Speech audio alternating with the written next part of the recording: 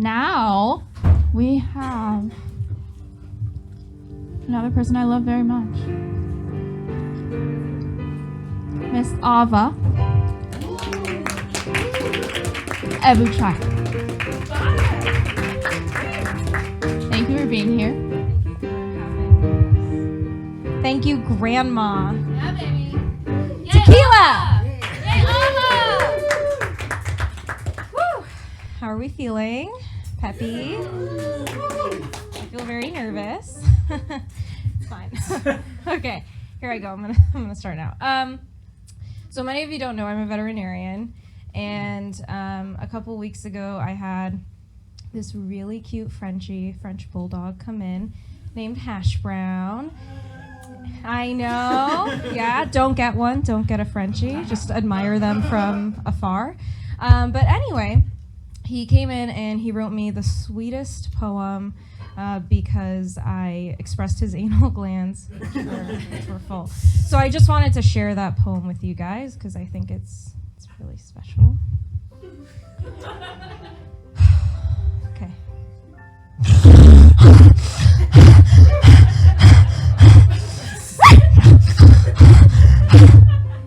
And then this next part, I get really emotional.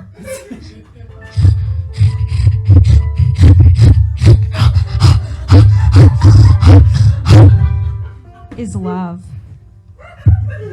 He wrote that all by himself.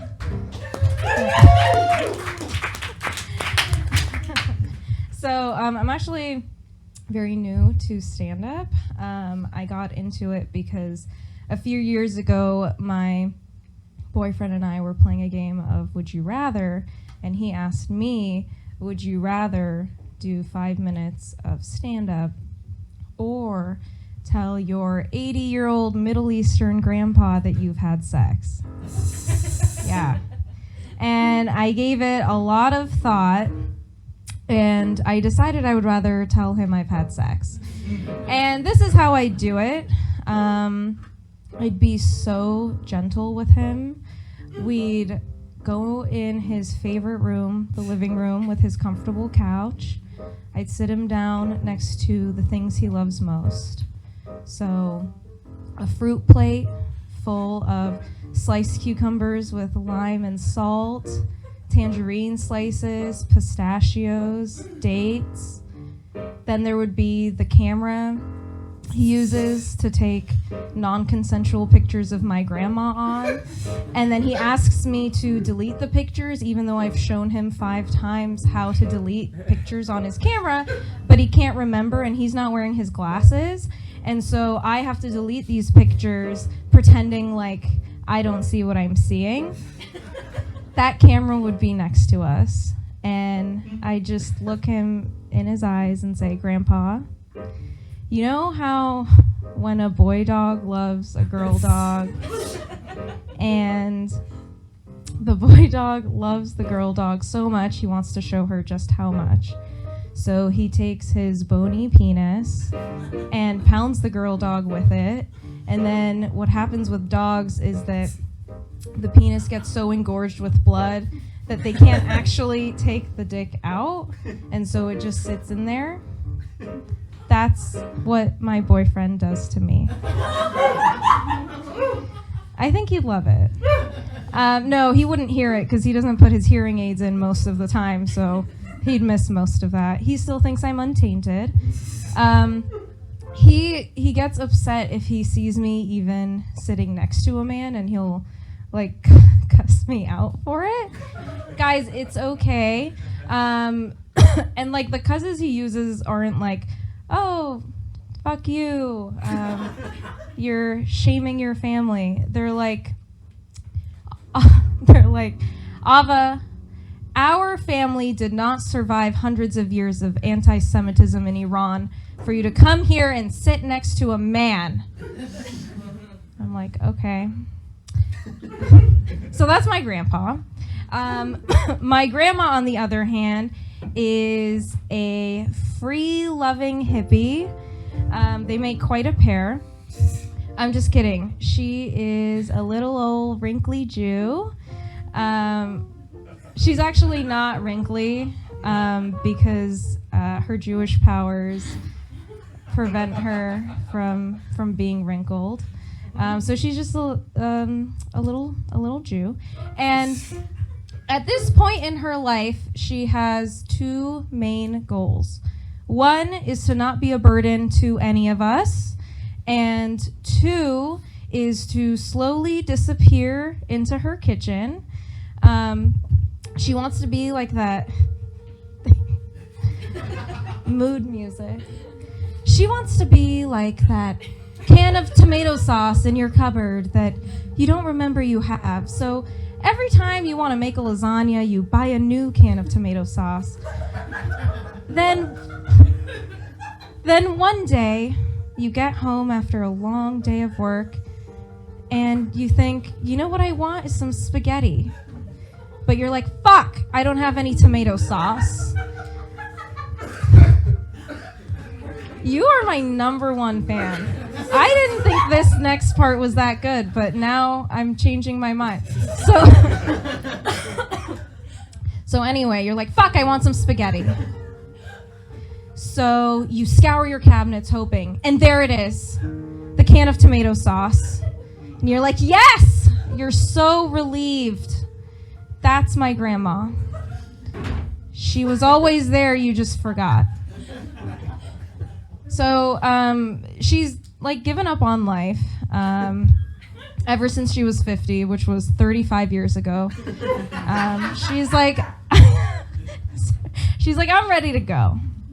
And a couple examples of this that I think about often. One is a few years ago, she went to Ross, her favorite place on earth, also called Ross Dress for Less, or to Persians, it's known as Ross Dress for Now. Return the dress in 30 days after you've gone to your sister's, husband's, cousin's, florist's wedding. And she spent so much time at this Ross on a Sunday that she closed it out. Yeah. And so the employee came up to her and was like, closing time. You need to leave right now. Ava's grandma, it's time to go. We don't offer shuttle services here. You really need to get home right now. Jesus, I'm not paid enough for this. Just go home. So the employee sang her that song, and she was like, guess I gotta go. And my grandma doesn't drive, so she had to take the bus home. And what would you do if the buses stopped running and you had to get home? Well, you would call an Uber, or like call a friend or a family member, or like get a horse. My grandma would sleep at the bus stop.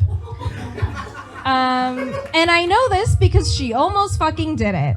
So she gets out of the Ross and she's at the bus stop, and my mom just happens to call her and is like, hey, what's up? Where are you at? And she's like, oh, I'm at the bus stop.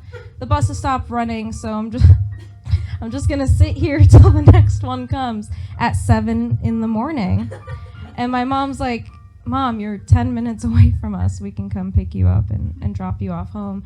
And she's like, no, I don't want to be a burden to you all.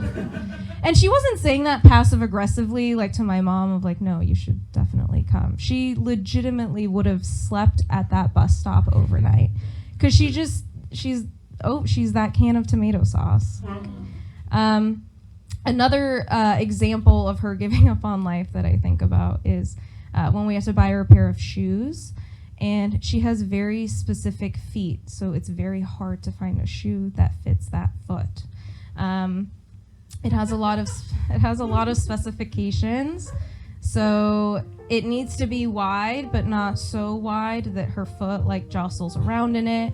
And then the arch has to be this arch that just they don't manufacture shoes with the kind of arch that she needs. So it needs to be like high in the heel, low in the middle, and then high in the toe. And then And then it has to be a size 9, which makes no sense because she is tiny, okay? A size 9 is like clown shoes for my grandma. But it needs to be a size 9 because it has to fit her bunions and her little Jew hooves. So anyway, we're at DSW Warehouse, an entire warehouse of shoes. Because if you're going to find a shoe to fit your grandma, it's going to be at DSW Warehouse. And we're looking, literally there for hours. Can't find it. Finally, she goes into the clearance section, and she finds it. This size 9 pair of black clogs. We're like, this is it. This is the shoe. And she's old, so she can't like bend down to. What are you laughing at? She can't bend down to put the shoe on her foot, so she's like, Ava, help me. Yeah, of course, Grandma. So I'm putting the shoe on her foot, and she just looks at me and says, Ava, it's time for me to go. I'm like, Grandma? Go where? You don't have any shoes on. And she goes, you know what I mean. It's time for me to die. So I put the other shoe on her foot. It fit perfectly, by the way. Real Cinderella story. And I hold onto her ankles, and I look up at her, and I put her out of her misery. I euthanized her.